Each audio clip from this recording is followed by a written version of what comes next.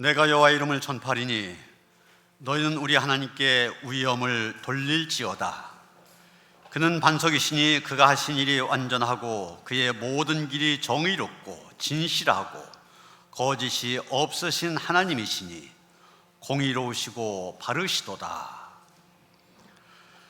성도가 드리는 예배를 받으시기에 합당하신 하나님 아버지, 찬송과 영광을 돌리옵나이다. 하늘은 푸르고 드높아졌습니다. 쪽빛 하늘에 눈부시게 빛난 구름이 일어나고 있습니다. 가을 바람을 따라 들꽃들이 춤을 추는 너무나도 좋은 기절을 허락해 주시니 감사합니다. 오늘 거룩한 주일을 맞이하여 저희는 아름다운 가을의 정경 뒤에서 우주 만물을 다스리시는 하나님의 손길을 봅니다. 그리고 푸른 하늘과 빛나는 구름과 아름다운 꽃보다 더 사모할 주님의 말씀을 듣기 원합니다. 은혜를 삼은 모든 성도를 기쁘게 맞아주시며 신령한 은혜로 채워 주옵소서. 예수님의 이름으로 기원하옵나이다. 아멘.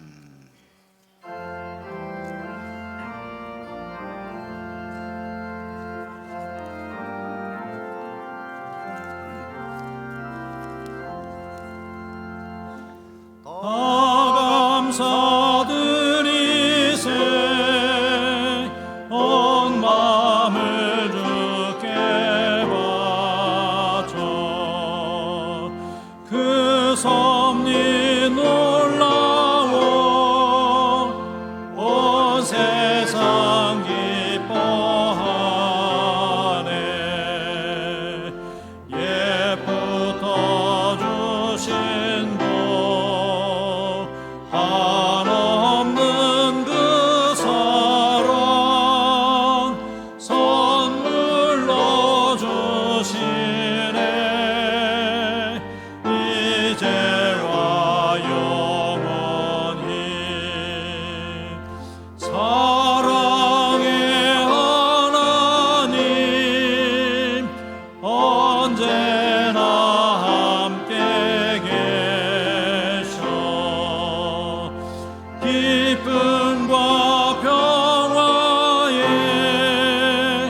복 내려 주옵소서. 몸과 맘 병들 때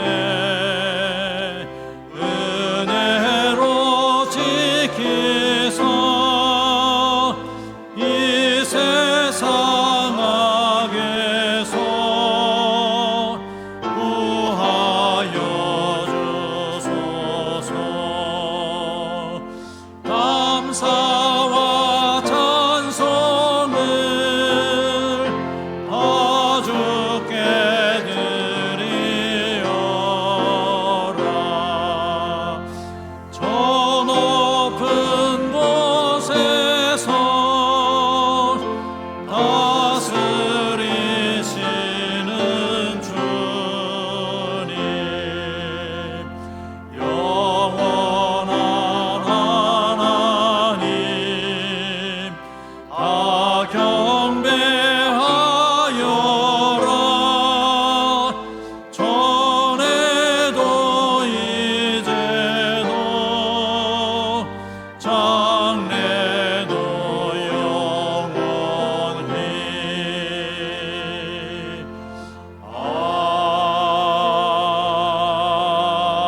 아멘.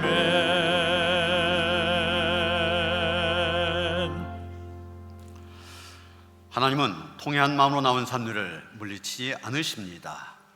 이제 우리 모두 함께 진정으로 우리 젖은 죄를 뉘우치고 고백합시다. 공의의 하나님 아버지, 옷을 찢는 심정으로 마음을 찢습니다. 저희는 마음에 하나님 두기를 싫어하여 악독이 가득한 자로 살았습니다.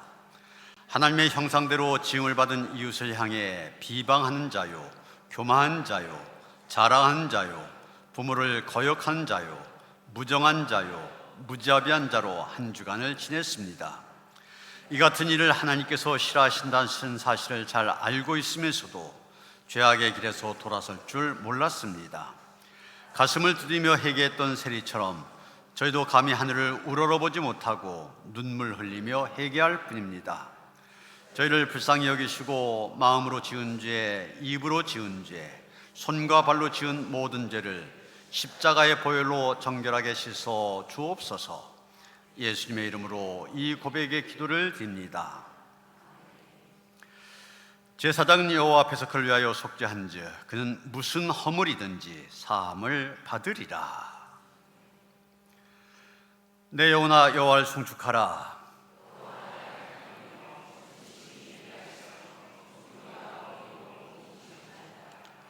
주께서 옷을 입은같이 빛을 입으시며 하늘을 휘장같이 치시며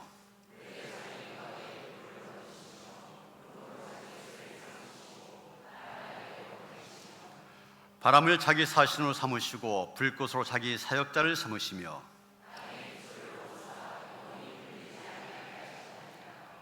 옷으로 덮음같이 주께서 땅을 깊은 바다로 덮으심에 물이 산들 위로 솟아올랐으나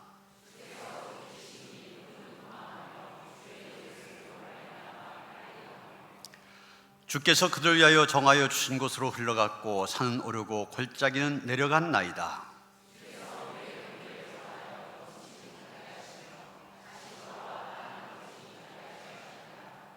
여호와여 주께서 하신 일이 어찌 그리 많은지요.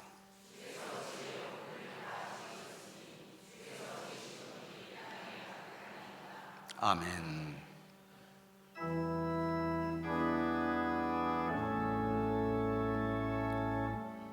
성부 성자와 성령 찬송과 영광 돌려보내세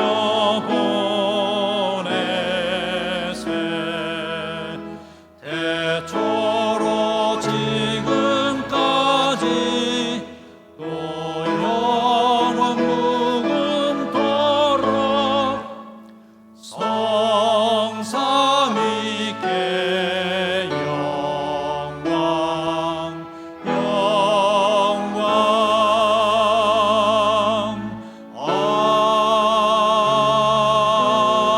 아멘.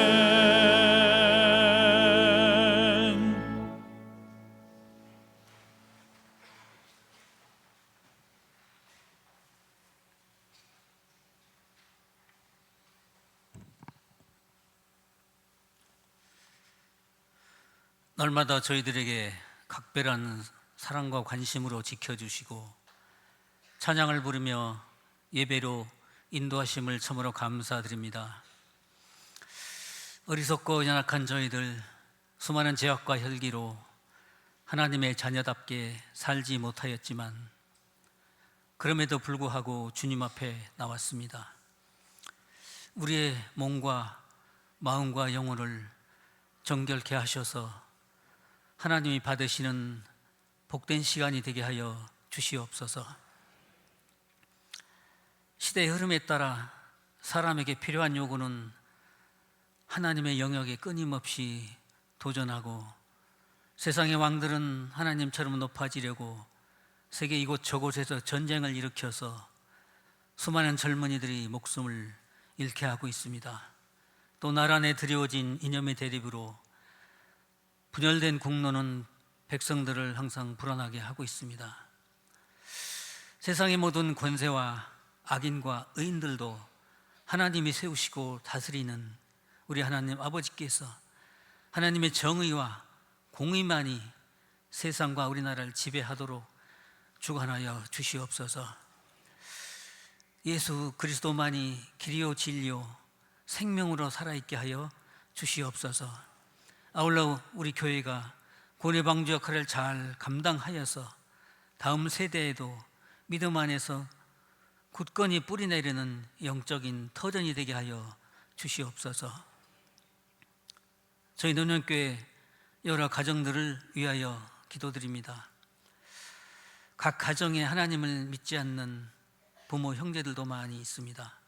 이로 인해서 가정에 갈등이 있고 크고 작은 어려움이 있는 상태로 신앙생활을 이어가고 있는데 하나님의 능력과 힘으로 모든 가족 구성원들이 생명차게 기록되도록 구원의 역사를 일으켜 주시옵소서. 또한 죽기까지 병마와 싸우는 여러 성도님들 하나님께서 날마다 찾아주시기 원합니다. 하나님을 믿고 의지하는 작은 목소리와 움직임에도 응답하여 주셔서 소망을 잃지 않도록 붙잡아 주시옵소서. 이 시간 세워주신 담임 목사님 통해서 말씀을 듣습니다. 먼저 우리의 무뎌진 귀를 열어주시고 선포하시는 말씀은 살아계신 하나님의 말씀이 되어 영적 생명력이 살아나는 이 시간으로 주장하여 주옵소서. 모든 말씀을 예수님의 이름으로 기도드렸습니다. 아멘. 하늘에 계신 우리 아버지여, 이름이 거룩히 여김을 받으시오며 나라가 임하시오며 뜻이 하늘에서 이루어진 것 같이 땅에서도 이루어지이다.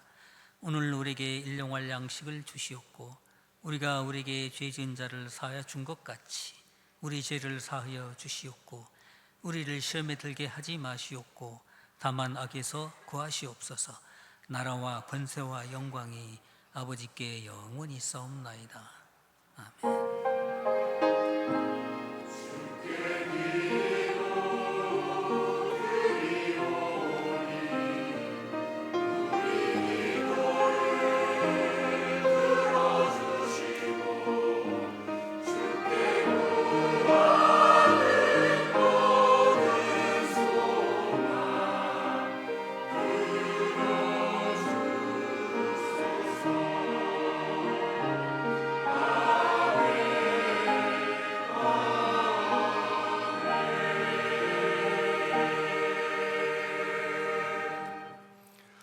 오늘 우리에게 주신 하나님의 말씀 시편 119편 97절로부터 104절까지의 말씀입니다.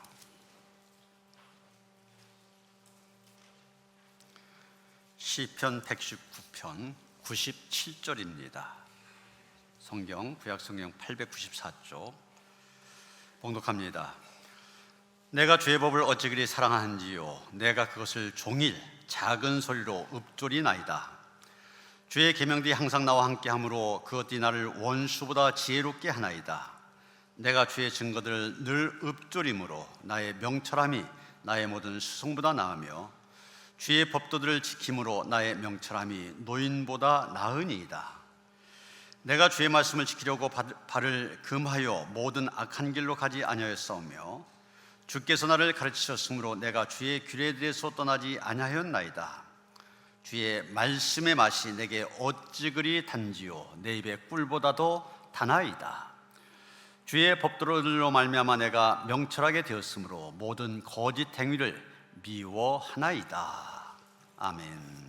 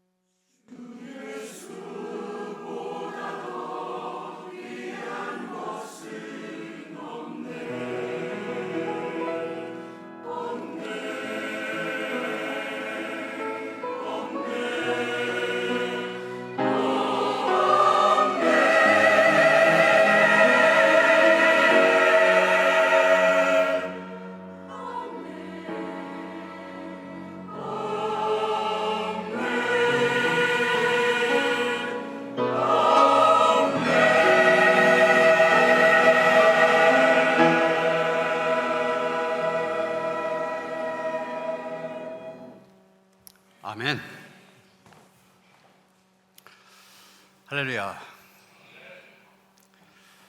며칠 전에 그 에코메트로 옆에 해안도로를 지나가다가 낙엽이 많이 떨어진 것을 보면서 얼마 전만 해도 덥다 아우성하면서 여름은 언제 가고 가을이 오나 가을은 언제 오나 그랬었는데 벌써 가을이 성큼 우리 곁에 다가왔구나 그런 생각을 했습니다. 옛날부터 가을은 사색의 계절이라 그렇게 말을 했습니다. 풍성한 열매와 아름답게 물들어가는 단풍들, 또 떨어진 낙엽들, 이런 것들은 우리들로 하여금 뭔가 많은 것을 생각하게 만들기 때문입니다. 당나라의 위대한 문학가 한유에게 창이라고 하는 아들이 있었습니다. 그는 이 아들을 어떻게 하면 훌륭하게 키울 수 있을까 생각하는 가운데 훌륭하게 키우려면 책을 많이 읽혀야 되겠다 그런 생각을 합니다. 그러면서 그 아들을 위해서 시를 썼는데 그 시의 제목이 부독서 성남 이런 제목입니다. 해석하면은 성남쪽에서 책을 읽는 아들 부에게 이런 제목입니다. 내용은 이런 것입니다. 가을이라 오랜 비가 개이니 서늘한 바람 들과 언덕으로 불어오네. 등잔불 차츰 가까이 할만하니 책을 읽을 계절이라. 어찌 아침 저녁으로 늘 내 생각하지 않겠는가마는 널 위하여 흐르는 세월 아까워하노라. 은정과 의리는 겸하기 어려운 것 시를 지어 권하며 주저하노라. 바로 이 시에 그 유명한 우리가 한자말로 유명한 등화 갇힌 이 말이 나옵니다. 그 시 가운데 등잔불 차츰 가까이 할만하니 이게 바로 한문으로 등화 갇힌입니다. 가을은 이제 날씨가 서늘해지면서 등불을 가까이하여 책을 읽기에 너무 좋은 계절이다. 그래서 등화 갇힌의 계절 이렇게 말하는 것입니다. 이 깊어간 가을 우리도 성경을 읽고 말씀을 묵상하는 가운데 본문 103절의 말씀처럼 주의 말씀의 맛이 내게 어찌 그리 단지요 내 입에 꿀보다 더 단이이다. 이 고백이 우리 입술에서 나올 수 있게 되기를 주님의 이름으로 축원합니다. 오늘의 본문인 시편 119편 참 성경 중에서 흥미로운 장입니다. 성경의 신구약 성경 맨 가운데 위치해 있습니다. 그래서 여러분 성경 대충 가운데를 딱 펴면은 이 시편 119편이 나옵니다. 그리고 성경에 많은 장들이 있는데 그 가운데 가장 절수가 낍니다. 무려 176절이나 됩니다. 유명한 선교사 데이빗 리빙스턴은 9살 때 이제 초등학교 한 2학년 정도 됐죠. 9살 때 이 시편 119편 모두 암송해서 주일학교에서 상을 받았다 이런 얘기도 있습니다. 176절 낀 절을 갖고 있는 이 시편 119편 주제가 뭐냐? 바로 하나님의 말씀입니다. 특별히 여기에는 하나님의 말씀을 가리키는 명칭이 여러 가지로 등장합니다. 오늘 본문에만 봐도 주의 법, 계명, 주의 증거, 주의 법도, 주의 말씀, 주의 규례 이런 말이 나오고 112절 가면 주의 율례란 말이 또 나오고 있습니다. 다 하나님의 말씀을 가리키는 말인데 말씀을 가리키는 명칭이 이렇게 많다고 하는 것은 하나님의 말씀의 다양함과 풍성함을 나타내고 있습니다. 이런 것들을 통해 우리는 성경에서 하나님의 말씀 얼마나 귀한 것으로 강조하고 있는지를 알게 됩니다. 이렇게 말씀을 중시하기 때문에 우리 기독교를 가리켜서 말씀의 종교 이렇게 부르기도 합니다. 사실 말씀이 없으면 신앙생활 자체가 불가능합니다. 여러분 처음 믿음이 우리 안에 생기는 것도 말씀을 통해서입니다. 로마서 10장 17절에 보면 믿음은 들음에서 나며 들음은 그리스도의 말씀으로 말미암느니라 했지 않습니까? 베드로전서 1장 23절에 보면 너희가 거듭난 것이 썩어질 씨로 된 것이 아니요 썩지 아니할 씨로 된 것이 하나님의 살아있고 항상 있는 말씀으로 되었느니라. 우리 안에 믿음이 생긴 것도, 우리가 거듭나게 된 것도 다 말씀을 통해서다, 그렇게 얘기하고 있습니다. 또 오늘 본문 바로 뒤에 105절이면 주의 말씀은 내 발의 등이요 내 길의 빛이니이다, 그렇게 말하고 있습니다. 우리가 신앙생활 해나간 과정도 말씀의 인도 가운데 이루어진다는 얘기입니다. 특히 시편 기자는 97절, 내가 주의 법을 어찌 그리 사랑한지요 내가 그것을 종일 작은 소리로 읊조리나이다. 또 103절, 주의 말씀의 맛이 내게 어찌 그리 단지요 내 입에 꿀보다도 단이이다, 이렇게 말하면서 하나님의 말씀에 대한 사랑을 고백하고 있습니다. 우리 찬송가 200장 1절 가사 우리가 잘 알고 있죠. 달고 오묘한 그 말씀 생명의 말씀은, 귀한 그 말씀 진실로 생명의 말씀이 나의 길과 믿음 밝히 보여주니 아름답고 귀한 말씀 생명샘이로다. 아름답고 귀한 말씀 생명샘이로다. 우리가 믿음 생활 하다 보면은 성경 말씀에 흠뻑 빠질 때가 있습니다. 이때 이 사람들 이렇게 말합니다. 하나님의 말씀이 참 달다, 그렇게 말합니다. 하나님의 말씀이 달다고 하는 생각을 하게 될 때, 그런 깨달음이 오게 될 때 그 사람의 믿음 많이 성장하게 됩니다. 여러분, 오늘 본문 보면 하나님의 말씀이 얼마 달콤한지 꿀보다 더 달다, 이렇게 말하고 있습니다. 여러분, 우리가 살아가는 가운데 꿀이라고 하는 것 참 요긴하게 쓰여지지 않습니까? 피곤할 때나 지칠 때 꿀을 진하게 한 잔 타서 마시면은 피곤이 금방 사라지고 원기가 회복되는 것 경험하셨을 것입니다. 꿀은 또 기억력을 좋게 하고 식욕을 왕성하게 하며 우리 피부에 젊음을 가져다 주고 눈을 밝게 하며 위장병에도 좋다고 얘기합니다. 그래서 이상의 모든 좋은 것 비유할 때 꿀에다가 비유하는 것을 보게 됩니다. 음식을 먹을 때 맛이 좋으면 뭐라고 합니까? 참 꿀맛 같다 말하지 않습니까? 가장 맛있을 때 꿀맛 같다, 그렇게 표현합니다. 또 꿀 먹은 벙어리, 이런 표현이 있죠. 꿀 먹은 벙어리라는 말은 얼마나 좋은가, 이걸 얘기하는 최상의 표현입니다. 너무 좋아서, 너무 아름다워서 말을 못하게 된다는 얘기 아닙니까? 외국의 경우 아내를 소개할 때 이 꿀을 의미하는 한이, 이렇게 표현하기도 합니다. 그런데 성경에서의 꿀은 하나님의 말씀을 의미합니다. 성경에서 꿀을 많이 먹으라고 하는 것은 하나님의 말씀을 많이 먹으라는 얘기고, 꿀이 달다고 하는 것은 하나님의 말씀이 달다는 것입니다. 이런 마약이라든지 술에 취하는 것, 잠깐은 달콤할지 모릅니다. 그런데 이 모든 것들 우리의 삶의 건강을 해친 것들입니다. 그런데도 사람들은 세상에서 자꾸 단 것들을 찾으려고 그럽니다. 그래서 사람들 어떤 길을 찾으려고 합니까? 성공의 길, 출세의 길, 영광의 길, 당장 우리의 삶을 달콤하게 만드는 그런 것을 찾으려고 합니다. 뿐만 아니라 저들은 어떤 문제의 답을 찾으려고 합니다. 무엇이든지 넣었다면 열리는 만능 열쇠를 찾으려고 합니다. 그런데 여러분, 이 모든 것들 하나님의 말씀 안에 있음을 기억하시기 바랍니다. 말씀 안에 모든 길이 있습니다. 말씀 안에 모든 해답이 있습니다. 말씀 안에 모든 해결의 열쇠가 있습니다.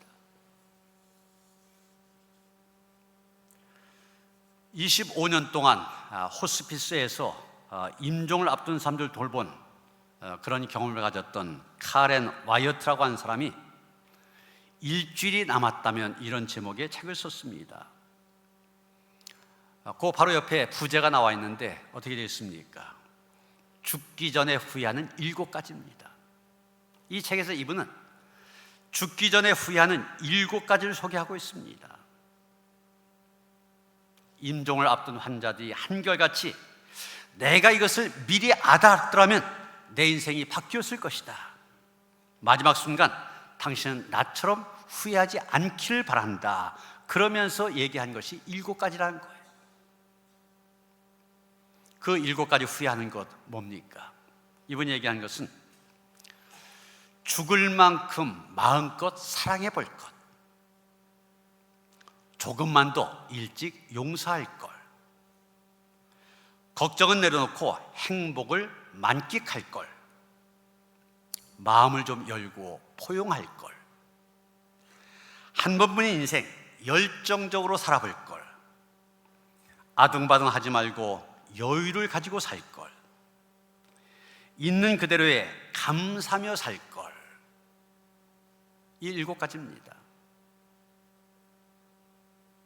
우리 가운데 많은 인생을 살아오신 분들 계시는데 이 7가지 후회의 말 마음속으로 동의가 되어지시죠? 그런데 임종을 앞둔 사람들이 후회한 말들 잘 살펴보세요. 가만히 보면은 하나같이 모든 말들 성경에서 그렇게 살지 말라 한 것들입니다. 그렇게 살지 마라. 그런데 사람들이 그렇게 산 거예요. 성경이 그렇게 하지 말라고 했는데 그렇게 살다 보니 나중에 후회가 되더라는 얘기입니다. 무슨 얘기입니까?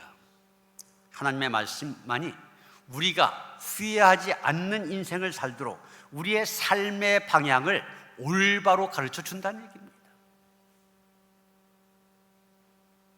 그렇습니다. 인간의 모든 치료의 역사도 말씀에 있습니다. 인생의 모든 길도 말씀에 있습니다. 승리의 길, 행복의 길, 건강의 길, 이 모두가 다 말씀에 있는 것입니다. 그래서 예수님도 산상설교 가운데 보면은 하나님의 말씀을 잘 지킬 때 그 나라나 그 가정이나 기업이나 든든한 반석에 세운 것과 똑같다, 그렇게 얘기하고 있는 것입니다. 오늘 본문도 98절에 보면 시인은 이렇게 고백합니다. 주의 계명들이 항상 나와 함께하므로 그것들이 나를 원수보다 지혜롭게 하나이다. 여러분, 우리가 걸어가는 인생길에 우리를 힘들게 하는, 어렵게 하는 원수들 얼마나 많이 있습니까? 사람이 원수가 되기도 합니다. 어떤 환경이 원수가 되기도 합니다. 어떤 문제가 우리의 삶의 원수가 되기도 합니다. 마귀가 원수가 되기도 합니다. 이런 것들이 하나같이 우리의 삶을 넘어뜨려고 그럽니다. 그런데 시는 뭐라고 얘기합니까? 하나님께서 우리에게 그것보다 더 큰 지혜를 주시면 우리는 승리할 수 있다는 겁니다. 99절 100절에 놓으면 재미있는 말이 나옵니다. 이렇게 해서 얻은 명철, 하나님의 말씀을 통하여 얻게 된 명철, 지혜, 그런 것이 나의 스승보다 더 낫고 노인들의 것보다 더 낫다고 얘기하고 있습니다. 스승이 누굽니까? 나보다 먼저 지식의 높은 단계에 도달한 사람입니다. 나보다 더 많은 지식을 갖고 나에게 가르치는 사람, 스승이라고 얘기합니다. 노인들은 누굽니까? 세상에 대해서 많은 경륜과 경험을, 연륜과 경험을 가진 사람들을 말합니다. 그런데 하나님의 말씀을 묵상하고 그 말씀을 실천하는 데서 얻은 명철과 지혜, 학교에서 선생님에게 배우는 지식과 비교할 수 없고 세상에 많은 경험을 한 노인들의 그런 경험, 연륜 비교할 수 없다는 겁니다. 이것을 깨달아 알았기 때문에 103절 이렇게 고백합니다. 주의 말씀의 맛이 내게 어찌 그리 단지요 내 입에 꿀보다 더 단이이다. 여러분, 꿀보다 더 단 말씀의 단맛을 알게 된 사람, 그런 사람은 말씀을 대한 태도가 달라지게 되어 있습니다. 어떻게 달라지느냐? 첫째로 말씀을 하나님 대하듯 하게 됩니다. 말씀을 대하는 태도가 잘못되면 성경이 도무지 우리에게 유익이 되지 않습니다. 성경에서 과학적인 사실을 찾으려고 한다든지 역사적인 어떤 것을 증명하려고 한다든지 성경을 그렇게 접근하면 전혀 유익이 되지 않습니다. 성경 말씀을 혼자 읽을 때나 아니면 설교자로부터 말씀을 들을 때나 올바른 태도를 가져야 됩니다. 그 올바른 태도가 뭐냐? 마치 하나님께서 내 앞에 와 계신 것처럼 말씀을 대해야 된다는 겁니다. 여러분, 사극 같은 데를 보면은 옛날 임금이 신할시켜서 멀리 있는 사람에게 명령을 내릴 때가 있습니다.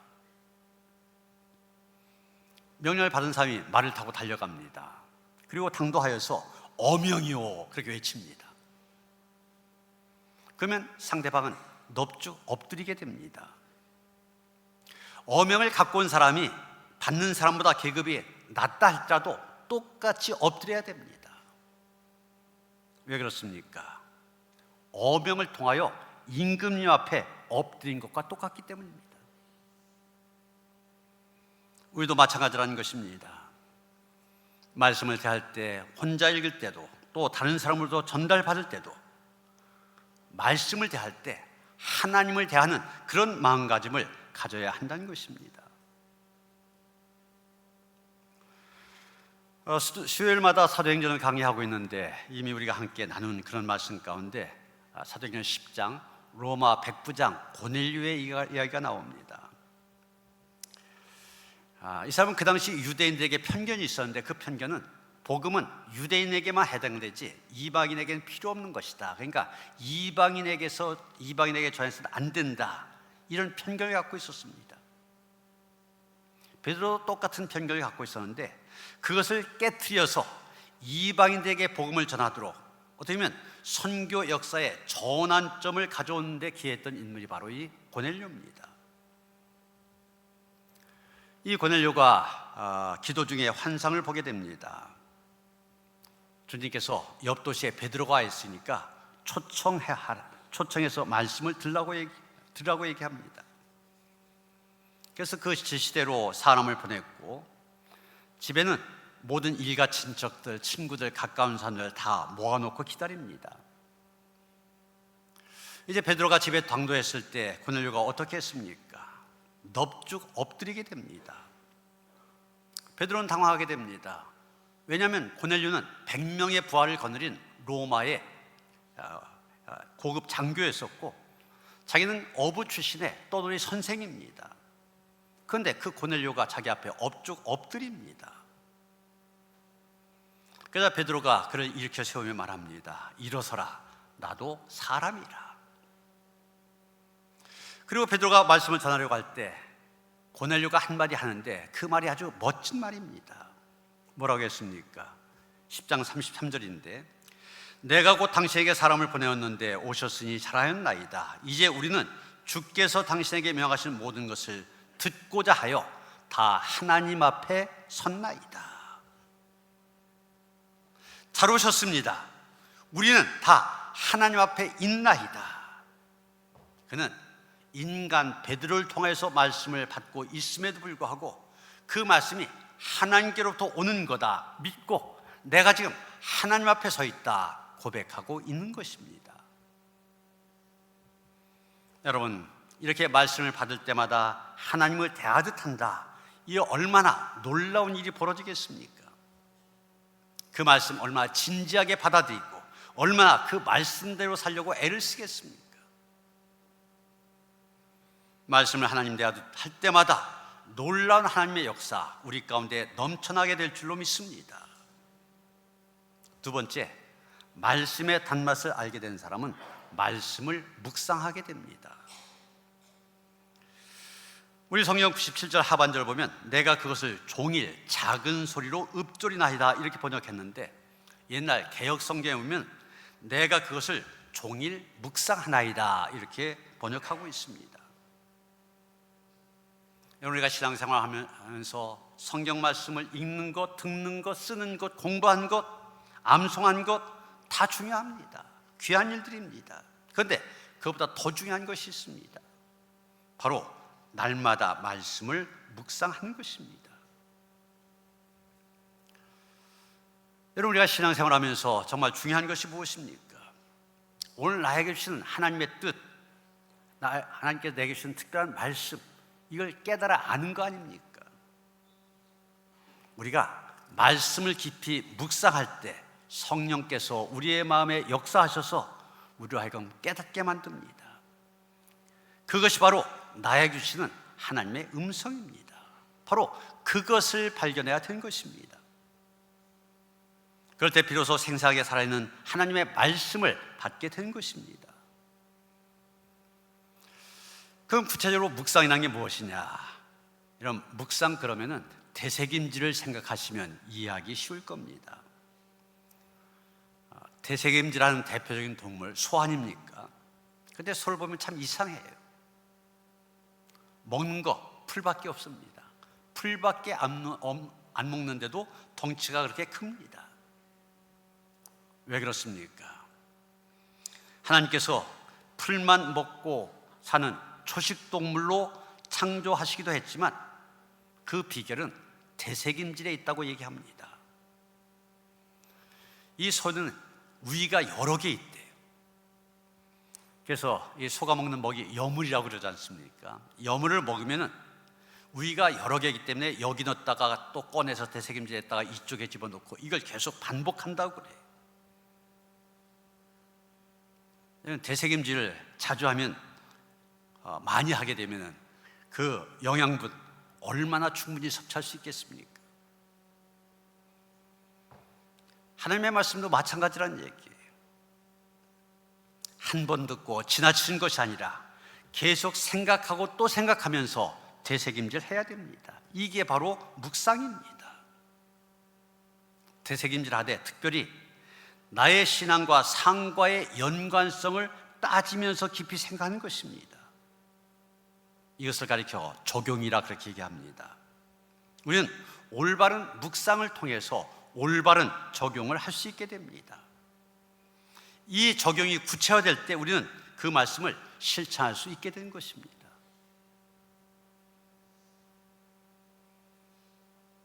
이런 과정을 거칠 때 그 말씀 비로소 내게 복이 되어집니다. 시편 1편 1절 2절 복 있는 사람은 오직 여호와의 율법을 즐거워하여 그 율법을 주야로 묵상하는 자로다. 묵상한 자가 복이 있다고 얘기합니다. 오늘 본문 97절도 뭐라고 얘기합니까? 내가 주의 법을 어찌 그리 사랑하는지요 내가 그것을 종일 작은 소리로 읊조리나이다. 날마다라고 했습니다. 날마다 작은 소리로 읊조리는 것, 묵상한 것, 이것이 중요한 것입니다. 그런데 문제는 무엇입니까? 오늘날 많은 그리스도인들이 이 묵상에서 오는 복을 놓친다는 것입니다. 세상 일에 너무 분주하다 보니 묵상할 시간적인 여유, 정신적인 여유를 갖지 못하게 됩니다. 그런데 여러분 한번 생각해 보세요. 아무리 바쁘다 할지라도 정말 중요한 것 다 하게 돼 있지 않습니까? 예를 들면 갑자기 병이 걸렸다. 아무리 바쁜 일이 있다 할지라도 먼저 병원부터 달려가야 됩니다. 우리는 말씀을 그렇게 대해야 됩니다.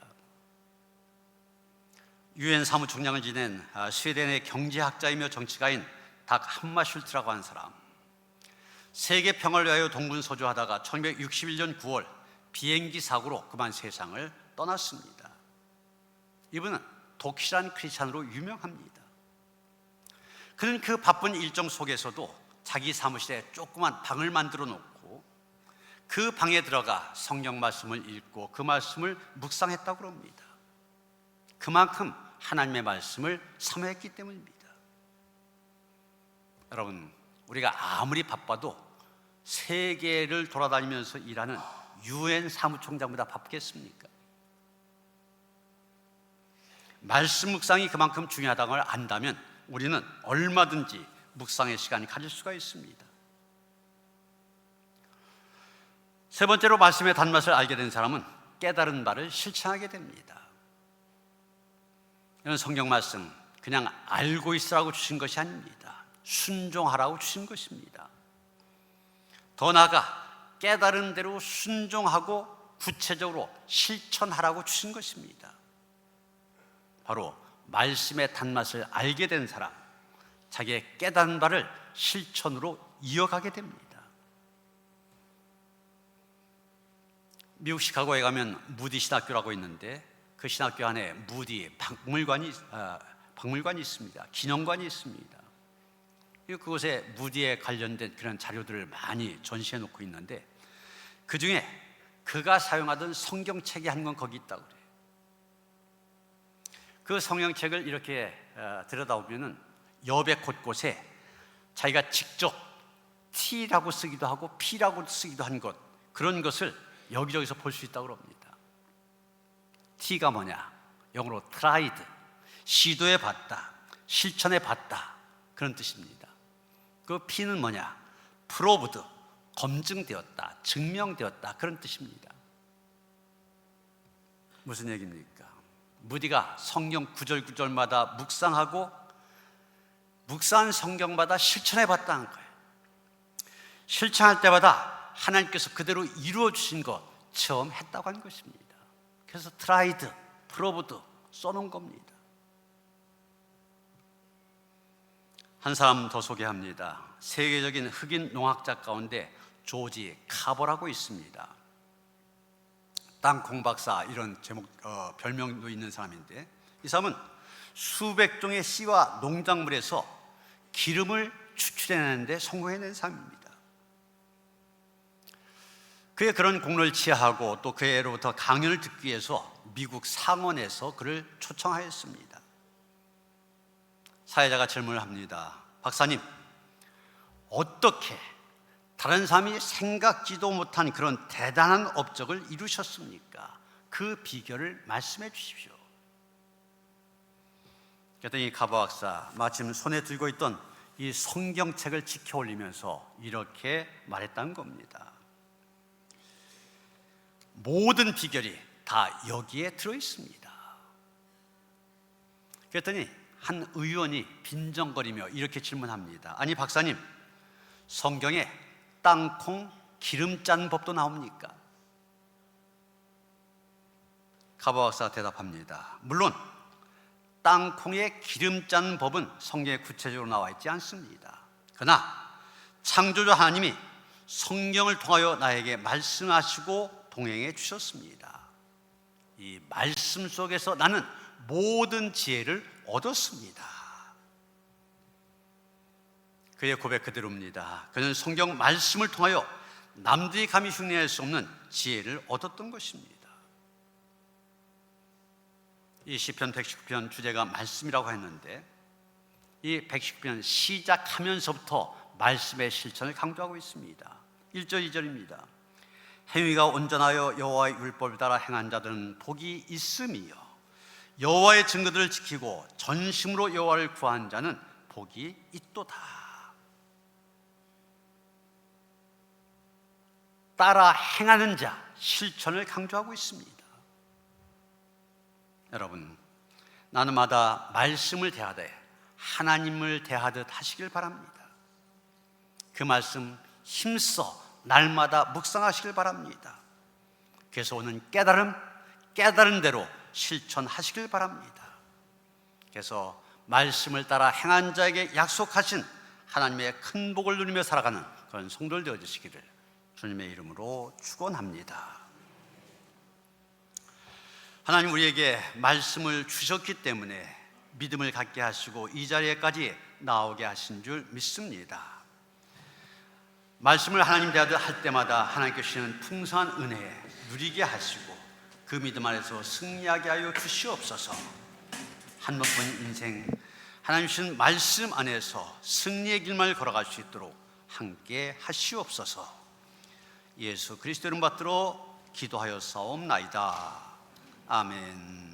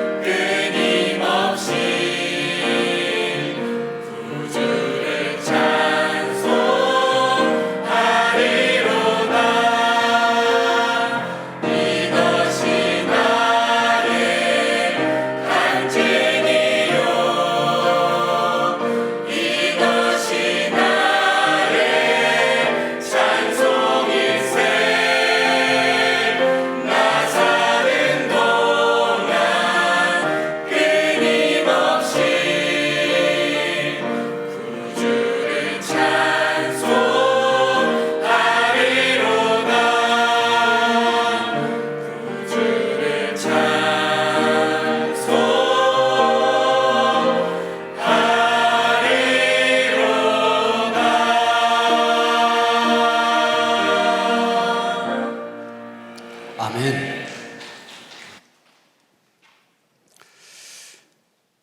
날마다의 삶 속에서 하나님의 부르심의 소리를 듣고 그에 응답하며 살아던 성도들이 거룩한 날 거룩한 전에 나와 영과 진리로 예배할 수 있게 하시니 감사드립니다. 이 예배를 통해서 하나님의 임재를 다시 한번 경험하게 하시고 우리의 귀가 열려 하나님의 음성을 듣게 하여 주시옵소서. 그래서 더 온전한 하나님의 사람으로 세워지게 하여 주시옵소서. 하나님을 예배하면서 정성된 예물을 드립니다. 하나님 기뻐받아 주시옵시고 드린 손길들 그 가정과 자녀들 생업을 축복하여 주셔서 하나님께 주신 풍요함이 날마다 넘쳐나게 하여 주시옵소서. 주님 손에 올려졌습니다. 친히 축사하시사 쓰여진 곳곳마다 주님의 귀한 이름 증거되어지는데 쓰여지게 하여 주시옵소서. 우리 주 예수 그리스도 이름 받들어 간절히 축복하며 기도하옵나이다. 아멘.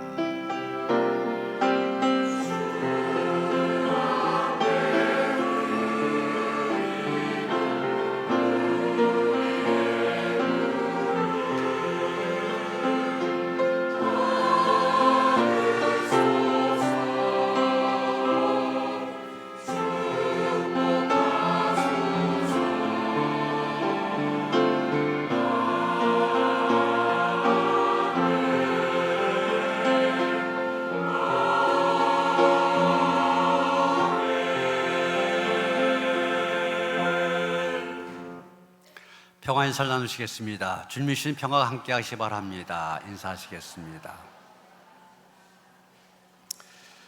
이 시간 월드비전과 함께하는 6km 걷기 대회에 대한 홍보 영상 잠깐 보시도록 하겠습니다.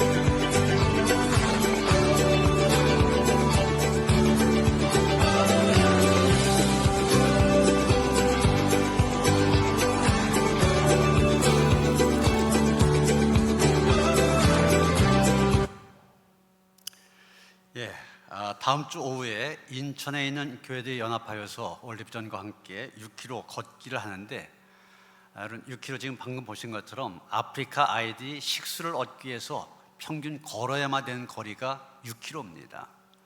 이런 행사를 하는 것은 그 아이들로 하여금 더 이상 걷지 않게 하자. 그래서 한번 6km 우리가 경험하고 참가하는 사람마다 3원씩 회비를 내는데 이게 이제 전국적으로 지역마다 이게 연합해서 행사가 이루어집니다. 그래서 하나라도 식수시설을 마을에 만들어주면은 6km 걷지 않고도 동네에서 깨끗한 물을 먹고 마실 수 있기 때문에 이 일을 우리가 하자고 하는 겁니다. 다음 주 오후 3시에 있는데 많이 함께 하시길 바랍니다. 같이 참여하시고 시간이 안 돼서 걷지 못하는 분들 물질로 후원하셔도 가능합니다. 그래서 모두가 이 귀한 일에 협력하시길 바랍니다. 오늘 오후 소그룹 예배는 선교예배 예배입니다. 선교예배로 잘 모여주시고요. 이제 이번 주부터 장기 결석자들, 낙심해서 잘 못 나오는 분들 신방합니다. 지역별로 하니까 잘 참고하셔서 꼭 필요한 가정 신방할 수 있도록 협력하시길 바랍니다. 인천 이 노년 지역에 있는 교회들이 연합해서 이번 주 돌아온 토요일입니다. 우리 교회 주장에서 바자회를 갖게 됩니다. 지난번에 여러분 보셨던 것처럼 구딜 스토어를 노년 지역에다 만들자 이 일을 통해서 시작하려고 그러는데 여러분들이 집에서 안 쓴 것들 가져오시면 필요한 사람들이 갖다 쓰게 되고, 갖다 쓰면서 조금씩 내는 기부금을 통하여서 이 큰 일을 할 수 있게 됩니다. 관심만 가지시면 누구나 참여할 수 있는 일입니다. 다 관심 갖고 참여해 주시길 바랍니다. 올해 그 송구영신 예배 때는 손으로 직접 쓴 말씀 카드를 나눠드리려고 그래요. 그래서 우리 교인들 가운데 글씨 잘 쓰시는 분들 많이 계시거든요. 직접 쓰는 일에 참여하실 분들, 봉사하실 분들, 전사님들에게 얘기하시면 함께 참여할 수가 있습니다. 장학위원회 12시 반에 모이도록 하겠습니다. 모여주시고요. 이제 2026년 신년 목회계획을 위한 각 부서 분과 토의가 오늘부터 시작이 되어집니다. 12월 2일까지 자료 드리는 대로 참고하셔서 맞춰주시길 바랍니다. 수능고사를 앞두고 학부모 기도회가 매주 수요일 날 있습니다. 참여하시고요. 김동원, 이나연 송도 딸을 보셨습니다. 우리 이상천 장로님, 이수연 권사님 외순주를 보신 겁니다. 축하를 드립니다. 문현호 장로님, 전민여 권사님 병원에 입원하셨습니다. 위에서 기도해 주시길 바랍니다. 유금철 권사님, 우리 김하연 권사님 남편 되시고 유기현 권사님 부친 되신 유금철 권사님 하나님의 부르심을 받으셨습니다. 또 신명수 권사님의 부친 문수환 권사님의 장인 되시는데 역시 하나님의 부르심을 받으셨습니다. 주님의 위로가 함께 하시길 바라고, 유족들 예배에 참석했는데 끝난 다음에 인사 나누시길 바랍니다. 다 일어나셔서 383장 찬송하시겠습니다.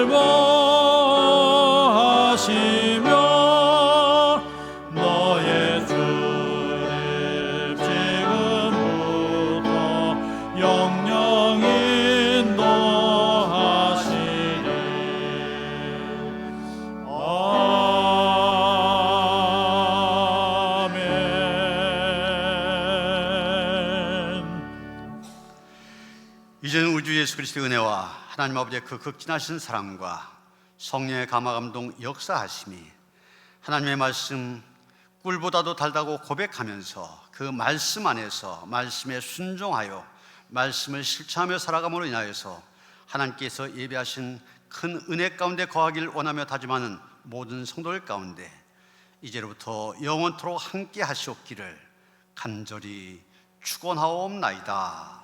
아멘.